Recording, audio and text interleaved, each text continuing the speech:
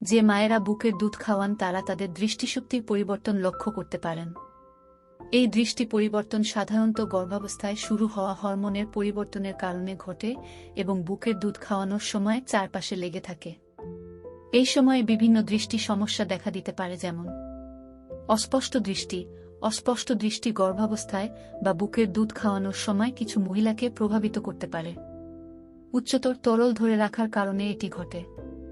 একই তরল পা ফোলা সৃষ্টি করে চোখের বলের পিছনে সহ শরীরের অন্যান্য অংশে জমা হতে পারে।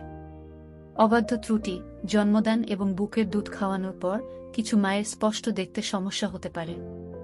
এটি ঘটে কারণ তরল তৈরি হয় এবং চোখের কর্নিয়া এবং লেন্সকে প্রভাবিত করে, যার ফলে কাছে বা দূরের জিনিসগুলি দেখতে সমস্যা হয়।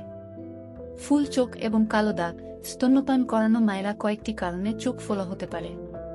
হরমোনের পরিবর্তনের ফলে চোখের পাতা ফুলে যেতে পারে এবং শিশুর যত্ন নেওয়ার সময় পর্যাপ্ত ঘুম না হওয়াও ফোলাভাব এবং কালো বৃত্তের কারণ হতে পারে।